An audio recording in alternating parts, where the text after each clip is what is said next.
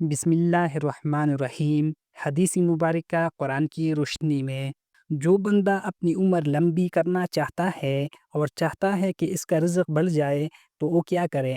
حضور نبی کریم صلی اللہ علیہ وآلہ وسلم نے فرمایا، جو شخص رشتہ داروں کے ساتھ اچھا سلوک کرے اللہ تعالیٰ اس کی عمر میں برکت دیتا ہے اور اس کے رزق میں اضافہ فرماتا ہے۔ صحیح بخاری حدیث نمبر 5986۔ یہ کتنا آسان لیکن کتنا عظیم عمل ہے، صلہ رحمی یعنی رشتہ داروں کے ساتھ تعلقات جوڑنا۔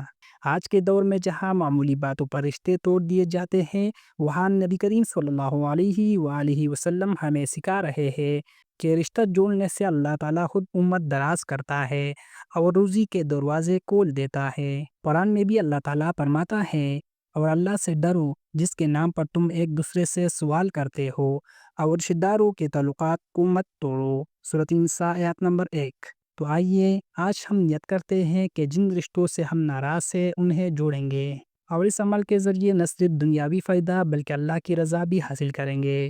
اگر آپ کو حدیث سننا، قرآن سے رہنمائی لینا اور دل کو سکون دینے والی اسلامی باتیں سننا پسند ہے تو سب کا جاریہ سمجھ کر چراغ ایمان چینل کو سبسکرائب کریں اور اس قیمتی پیغام کو اپنی دوستوں اور اہل خانہ تک ضرور شیئر کریں تاکہ ہر نیکی کا ثواب آپ کو بھی ملے، ان کو بھی اور ہم سب کو بھی۔ جزاک اللہ خیرن۔